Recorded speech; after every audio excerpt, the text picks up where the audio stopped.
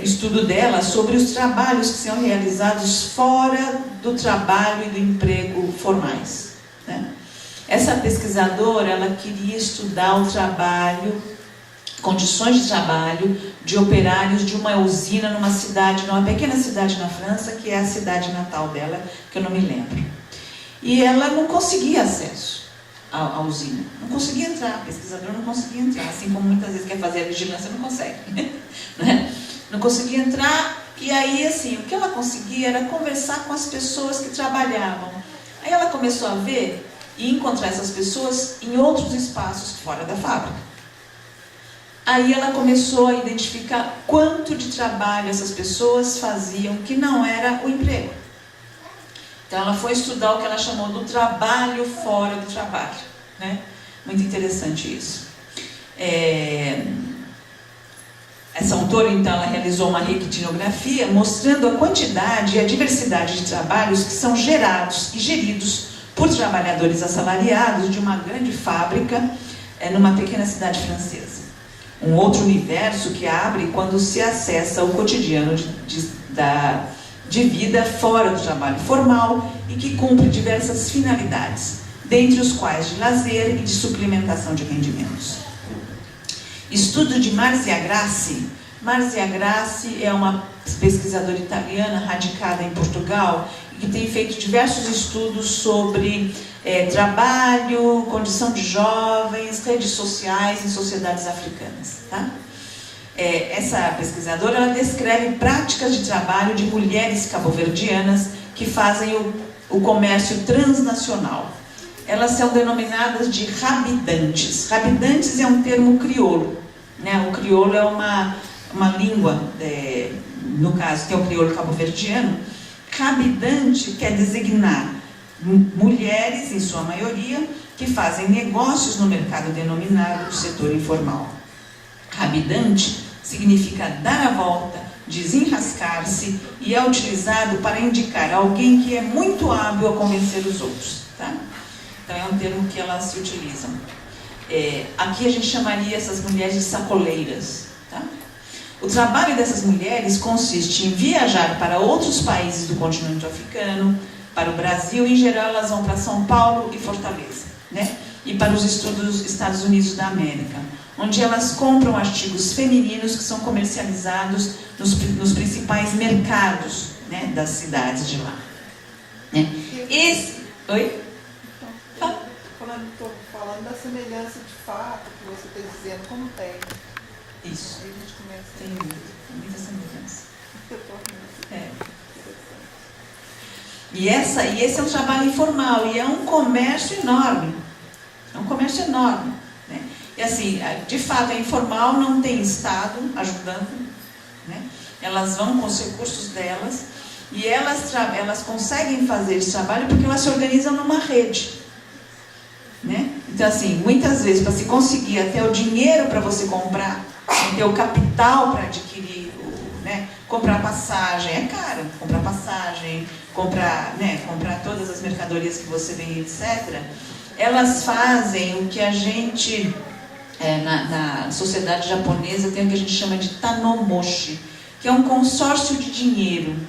Parece que em algumas empresas até as pessoas faziam isso aqui, né? Quer dizer, todo mês, um grupo de trabalhadores que são amigos se junta e cada um estipula-se que a cada mês cada um vai dar R$100, tá? No dia do salário, vai lá, reúne-se, cada um contribui com R$100. Se tem 20 pessoas, é 20 vezes 100, então você tem esse montante por mês. Você não tem o banco, você não tem crédito, então você faz isso, tá? E aí sorteia-se quem vai levar aquele dinheiro naquele mês, né? Ou então define-se, eu vou precisar porque eu tenho que, sei lá, pagar uma cirurgia, eu tenho algum, né? Define-se assim. Elas fazem isso, ou seja, é a falta de proteção social aqui, né? Muito claramente expressa. Você não tem financiamento, né? Quem é que tem acesso ao BNDES aqui? Não é isso? Como é que é isso? Então é um pouco assim, não tem um apoio do Estado, elas constroem uma rede e tem um financiamento que é delas. Me lembro que quando eu era criança, o papai fazia parte de uma rede de amigos que era justamente isso, né? Imigrantes que precisam de dinheiro e precisam se ajudar, né? trabalho é informal. E essa pesquisadora fala o seguinte: esse trabalho das rabidantes, embora tenha uma magnitude enorme em termos de expressão de quantidade de pessoas que vivem disso, ele é informal e não é incluído nas estatísticas oficiais. Então entra uma outra questão da estatística, né? Mas ele produz um ajustamento em termos de desemprego, né? Então, assim, é muita gente que vive mesmo a partir deste trabalho, né? Agora, eu queria voltar naquelas 3 situações de trabalho que eu falei lá no início, né? Do senhor que conseguia dinheiro trocado e tal. A primeira, envolvendo o senhor de 70 anos, apresenta a situação de alguém que tem apenas uma fonte de rendimentos para sobreviver. Seu trabalho depende da formalização de relações junto aos feirantes, de estes o reconhecerem como alguém que faz um trabalho necessário naquele universo. Não é um trabalho protegido, não é um trabalho regular, inexistente para o Estado, embora socialmente relevante para aquele grupo. Então, assim, esse âmbito que é interessante. Existe uma formalização do trabalho daquele senhor frente aos feirantes. Se os feirantes não aceitassem, que o trabalho não existia, né? Então, assim, esse discurso que existe, é um empreendedor, ele que vai, né? Ele é um cara que tem tino comercial e vai, e basta ele ter isso que ele consegue. Mentira, não é, né? Ele pode até ter, mas se aquilo não servir, não adianta. Então, mostra que mesmo uma atividade que é individual, ela requer que isso seja aceito num determinado contexto de trabalho. A mulher que lidera sua família para, no final da feira, recolher os materiais recicláveis, conta com um pupurri de táticas para sobreviver, mesclando o trabalho protegido pela Previdência Social. A vida da família extensa é possível devido aos diversos recursos assim obtidos: doações de roupa por entidades religiosas, benefício previdenciário, rendimento proveniente do trabalho doméstico não registrado, de coleta e comercialização de material reciclável e de outras pequenas atividades que as circunstâncias oferecem como possibilidade de geração de rendimento, né? Observamos que o espaço que essa mulher conquistou na feira, dela exigiu entendimentos para ser aceita e integrada naquele espaço, e que seu trabalho fosse legitimamente inserido num determinado momento do trabalho da feira e que circunscrevesse para si, num espaço entre bancas, a partir de então. E aí esse espaço passou a ser cativo, ou seja, tudo é a partir de um entendimento, de negociação, né?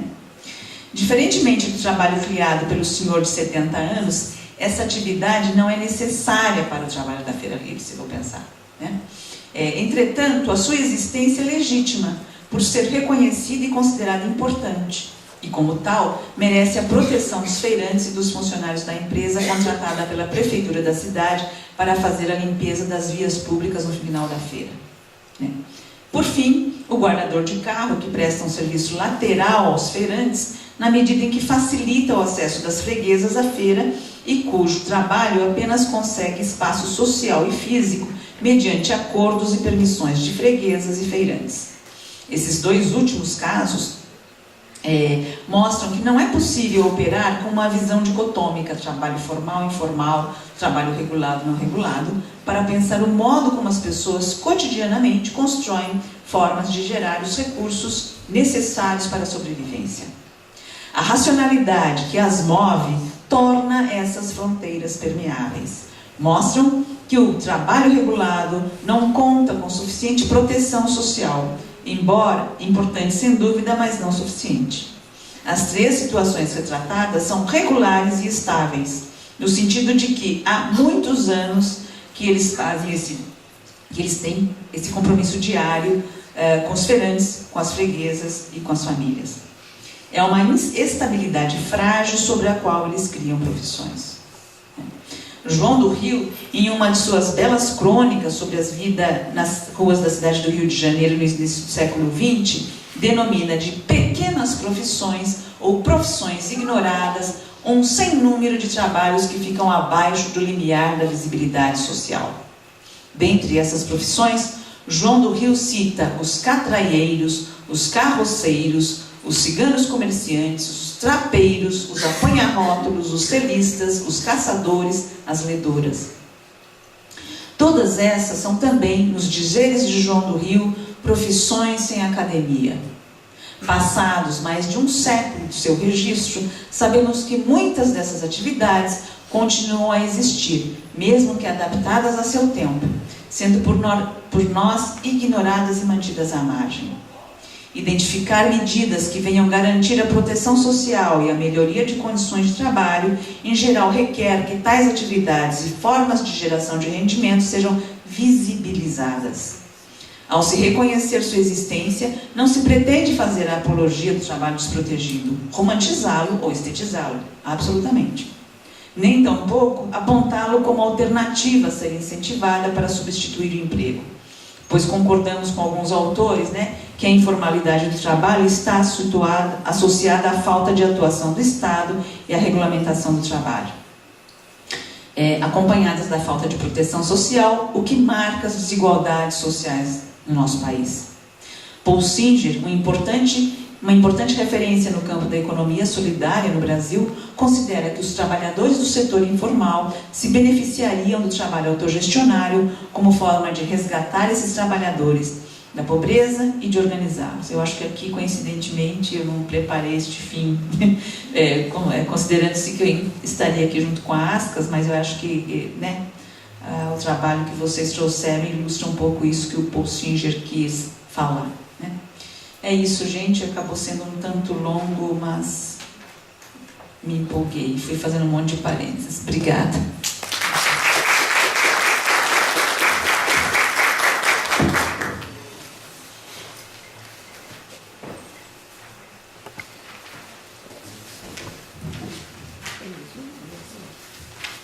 Alguma questão, dúvida? Alguma intervenção?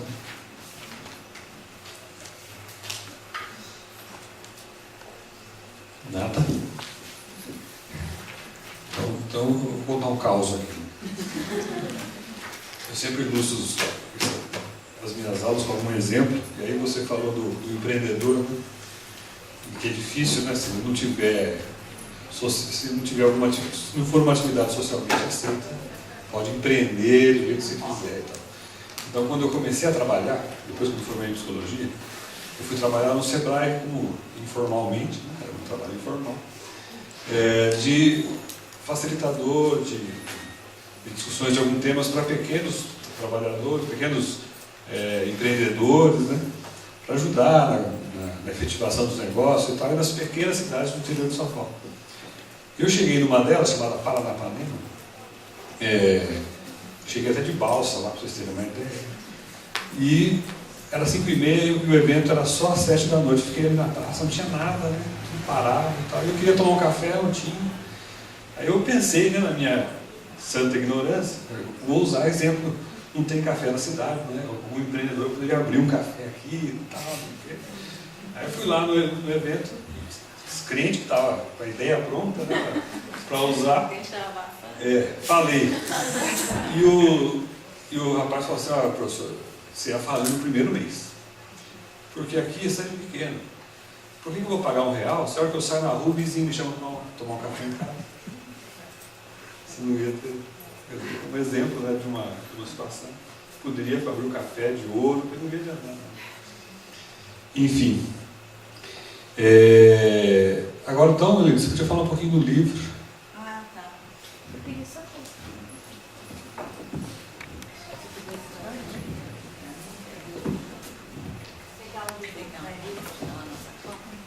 Eu acho que a Leni traz para a gente ficaria muito mais tempo te ouvindo, Leni. Eu acho que você traz para a gente de uma forma muito gostosa, com argumentos que a academia traz, com pesquisas, com a consistência que todas elas têm. Quão complexo é o universo do trabalho, e quão complexa é a área que a gente está aí, lidando, e quantos são os desafios a partir de uma reflexão que você traz, que vários autores traz, que esse cenário do trabalho frente à mudança de economia, de cadeia produtiva, da industrialização, de todo o processo. E nós mesmos, através de uma das políticas que está posta pelo Estado, e dentro dessa complexidade, e dentro de algumas perguntas que a gente tem feito a nível de Estado, né? Uma delas é como e o que fazer para desenvolver ações de saúde do trabalhador, no caso, em 853 municípios em Minas Gerais. Né? Minas Gerais é um estado que ele tem a realidade da França, de São Paulo, do Sul, e tem a dos países mais pobres do mundo, né? Ricos em cultura do seu povo, mas extremamente pobres em todo sentido de trabalho. Então, uma das perguntas que a gente faz é que está desenvolvendo várias frentes de trabalho. Dentre elas, a partir do ano passado, está em vigor, a gente demandou para todos os 853 municípios, que na realidade são 842, porque nem todos aderiram, um projeto de fortalecimento de vigilância em saúde, que tem como objetivo descentralizar ações de vigilância para os municípios. E a Saúde do Trabalhador entrou com 3 ações, mas uma ela que eu acho que é o nosso, eles falam que é a nossa menina dos olhos, mas é menina dos olhos por entender a necessidade de conhecer em Minas Gerais, né, que cenário é esse, né? E aí tem uma ação nesse projeto que é vinculada a recurso financeiro, que é construir, é mapear o perfil produtivo do território da atenção primária em Minas Gerais. Minas Gerais tem a maior cobertura de saúde da família do país, né? Então a gente lançou um grande desafio que está aí para Minas, que é as equipes de atenção primária de PACS, mapear o perfil produtivo, aonde essas equipes estão levantando todas as atividades econômicas exercidas no território da atenção primária e todas as atividades econômicas e ocupação no domicílio, porque aí o agente comunitário ele entra no domicílio, ele não sente nenhuma autoridade sanitária para entrar lá. Então a gente fez um instrumento, que é o que norteia todo o Estado, né, para estar identificando o porquê. Precisamos de conhecer um pouco mais que território é esse e como o trabalho está sendo realizado nesse território, né? Está sendo um desafio muito grande, né? No início, as equipes eles tiveram dificuldade enorme de entender isso e hoje, para nossa satisfação e emoção mesmo, nós estamos terminou o segundo quadrimestre, que a gente chama de execução do projeto, numa videoconferência que fizemos segunda, com algumas referências técnicas e serestes, eles colocam assim: nada está sendo mais gratificante para as equipes de saúde da família que tiveram uma resistência enorme em fazer, eles estão conseguindo entender a importância disso, tá? E de entender que além daquele cadastro que ele faz, que ele procura, você tem cachorro, você tem gato, você tem hipertenso, você tem diabético, não é isso? Você tem quantos pontos, você ganha quanto? O agente comunitário agora está perguntando o que você faz. Ele está identificando qual a ocupação que é feita em cada casa do teu território, é descrito. E ele está aprendendo a entender por que preciso dessa informação e o que fazer com essa informação, né? E aí a gente vai avançar para a partir de julho, que é o segundo ano de projeto, que aí é a nossa conquista maior. Todo município de Minas vai ter que fazer, a partir do mapeamento do perfil produtivo, né, tanto do setor formal como informal, e a partir do perfil epidemiológico da morbimortalidade relacionada ao trabalho, todo município de Minas que aderiu ao projeto, e a gente entende que os 853 vão aderir, que os 12 que não aderiram já sinalizaram, eles vão ter que fazer um plano de ação para o município, os 853 municípios, a partir do perfil produtivo, eles vão ter que elencar as principais atividades econômicas do território, as principais ocupações, identificar os riscos, e a partir daí, eles vão fazer um plano de trabalho, tá? Na lógica dos 3 eixos: vigilância, promoção e atenção à saúde do trabalhador. Vai ter que passar pelo Conselho Municipal de Saúde, ser aprovado pelo Conselho. No primeiro quadrimestre eles vão ter que fazer o plano, eles vão ter 2 quadrimestres para executar o plano. E o recurso será passado com o percentual de execução do plano.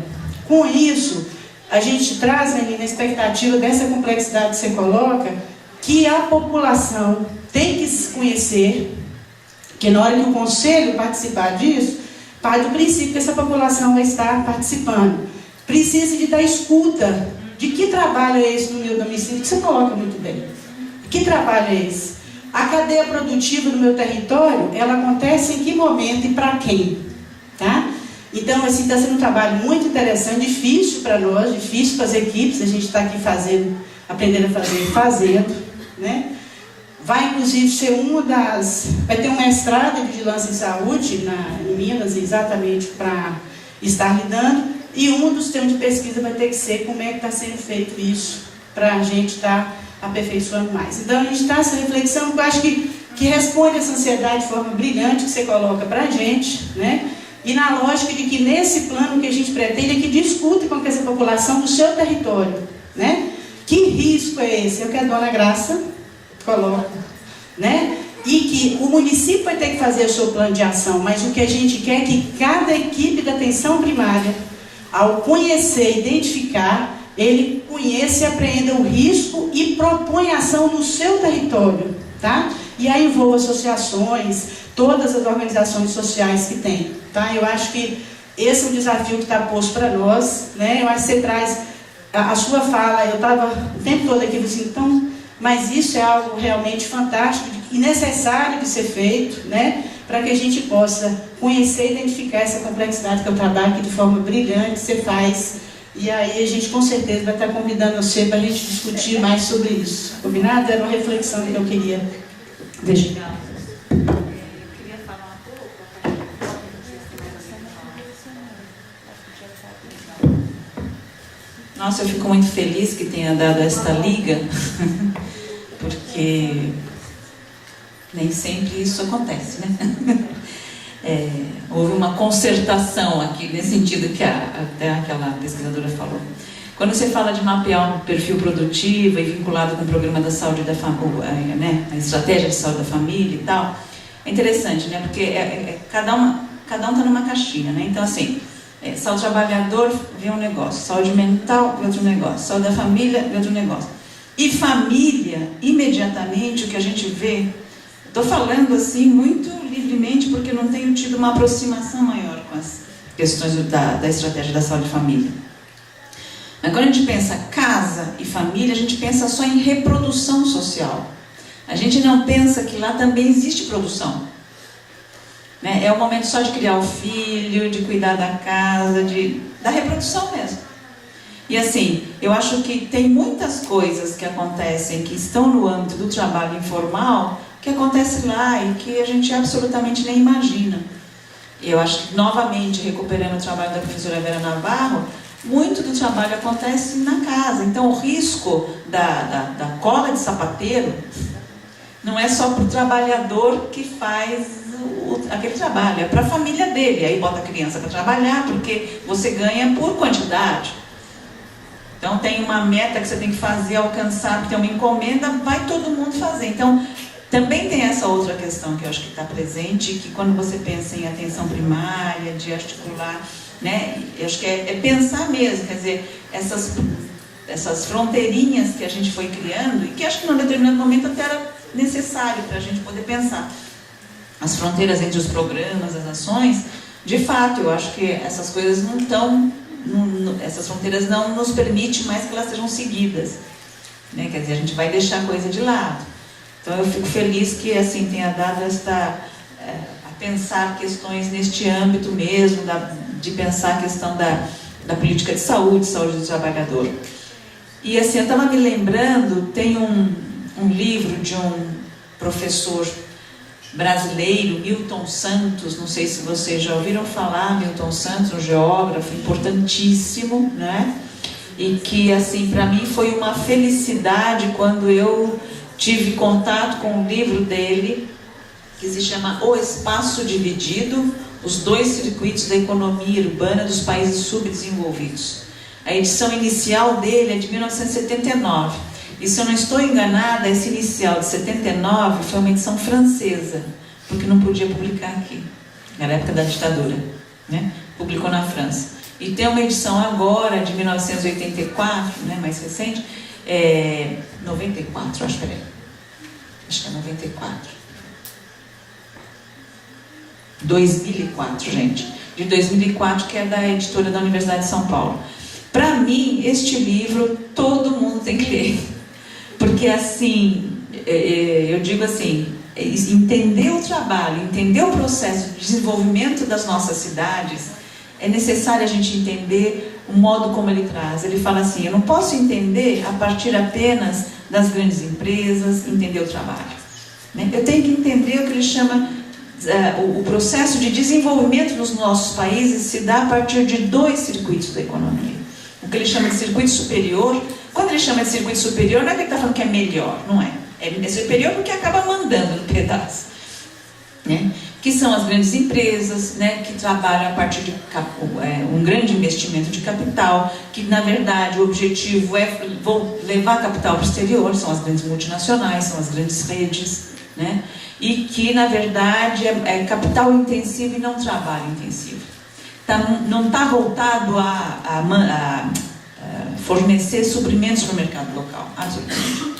E ele vai falar, tem os circuitos inferiores da economia, né? Que são os pequenos negócios, é a quitanda, é o barzinho, é a feira, né? É o mercadinho. Esse sim está voltado para suprir o mercado local. Não tem como proposta inicial gerar capital. O objetivo é garantir a subsistência das pessoas que estão trabalhando, né?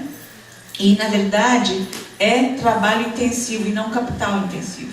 Então, às vezes, quando a gente pensa, e eu acho que a área de saúde do trabalhador no Brasil, né, na política de saúde do trabalhador no Brasil, ela, na verdade, ela foi construída tendo como interlocutor o trabalhador organizado em sindicato. Trabalhador do mercado formal organizado em sindicato. Então, oi?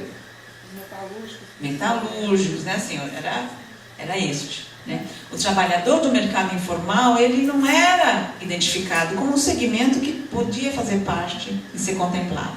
E por quê? Quer dizer, não é compreensível que sim, que fosse com um trabalhador organizado, porque a compreensão era de que as condições de trabalho, né, que geravam problemas na saúde, elas deveriam ser modificadas. Para modificar, isso exigiria que o trabalho fosse organizado e pudesse confrontar o capital. Então, como é que você vai confrontar? Não individualmente, mas através dos sindicatos. Então, tinha uma lógica, né? Assim, todo o processo de vigilância sanitária e tal, né? Era todo muito pautado na participação do controle social, né? Então, eu vou fazer uma vigilância numa empresa, eu vou com o sindicato junto. Né? A CIPA vai atuar no sentido de melhorar, porque ela está lá todo dia, né? Então, assim, você tem que ter o trabalhador como um agente importante aí, como protagonista. E individualmente, no Brasil, complicadíssimo, né?